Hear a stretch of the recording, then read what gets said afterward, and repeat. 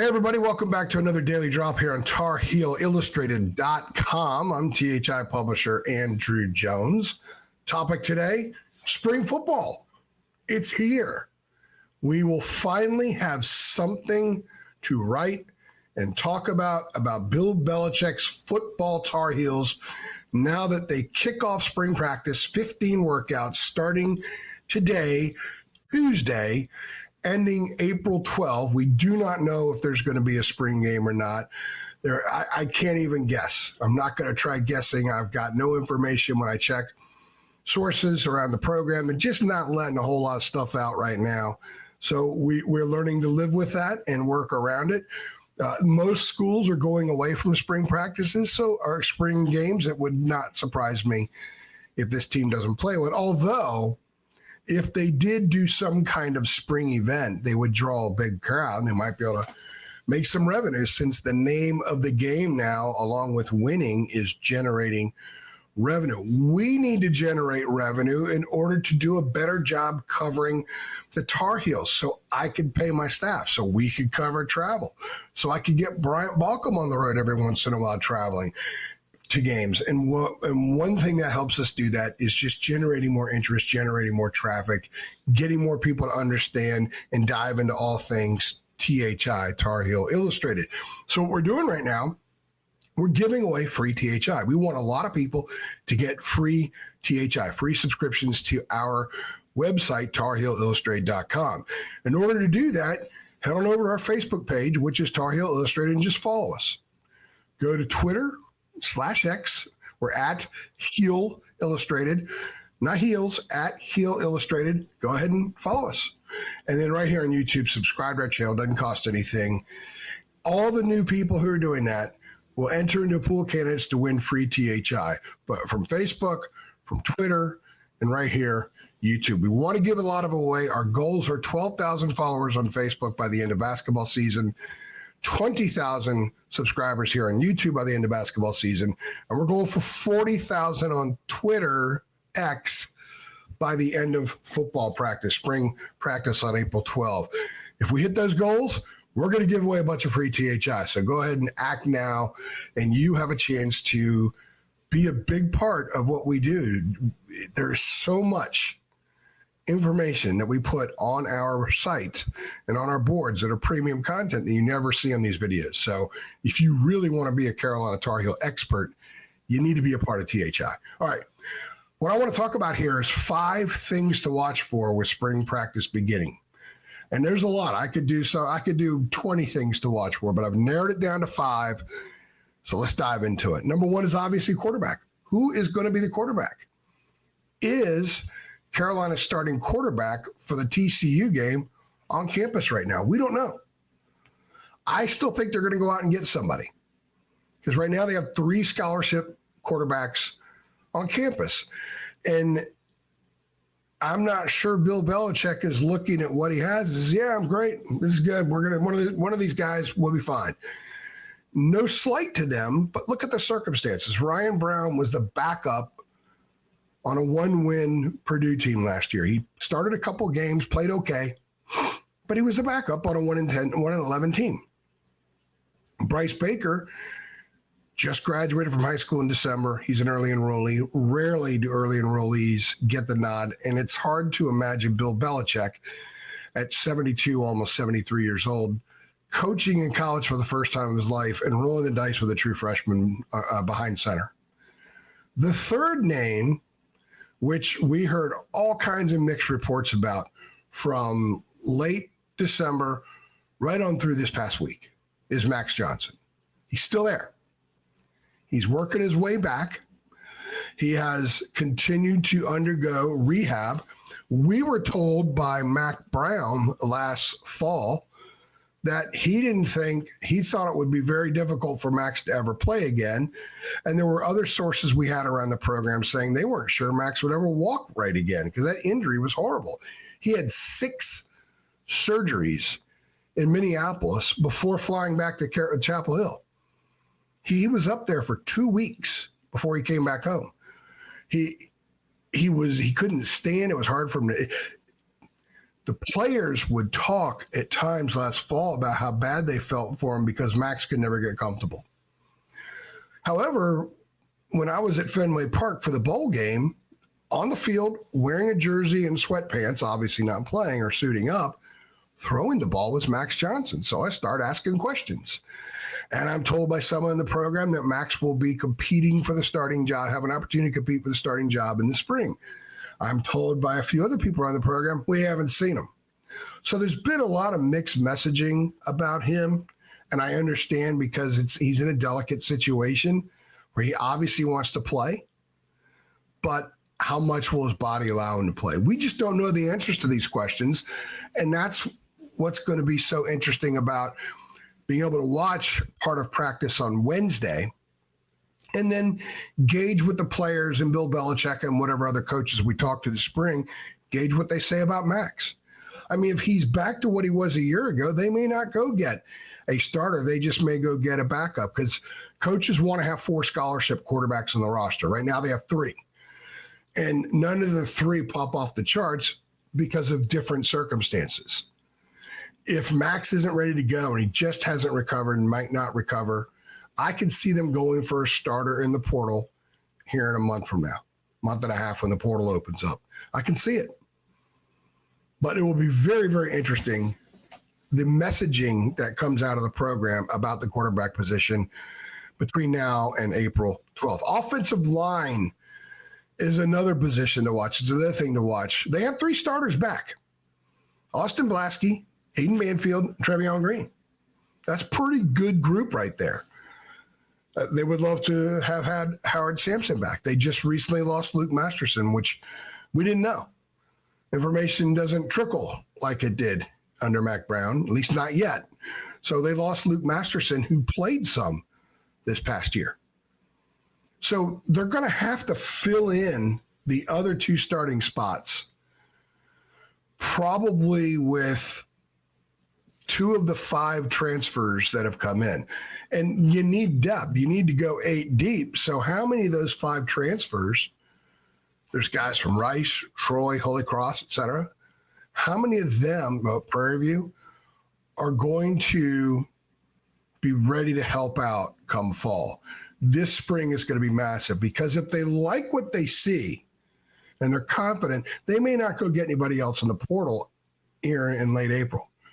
If they're concerned and they don't like what they see, they're going to go get somebody from the portal in late April, and they may have to spend some cash to do it. But they were very frugal in the winter portal period with spending cash. There's a lot of money there to spend. So if they need to go up a couple of notches with the dollar signs to get an offensive lineman, they'll be able to do that. Obviously, they have money to spend on a quarterback as well. So offensive lineman is a position group to watch. You've got those 3 who are anchored. They're locked in.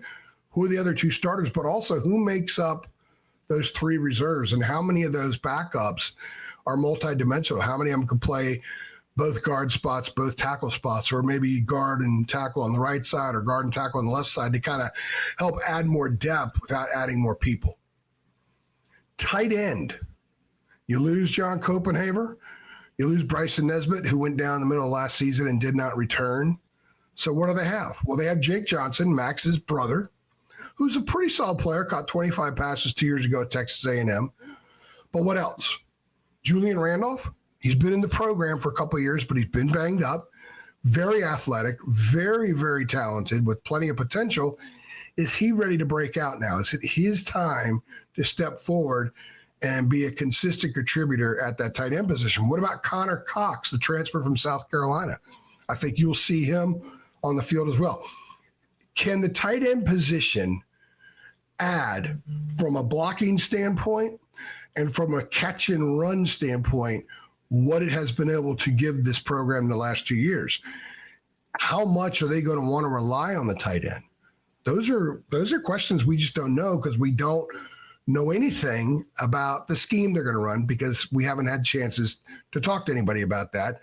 We'll find out some things now that spring practice is starting, and we'll learn more about how they want to use the tight ends and which tight ends are stepping forward. The 4th thing is defensive line. And by the way, this is not in order, although quarterback is clearly number one. Fourth thing is defensive line. There are 13 of them currently listed on the roster right now.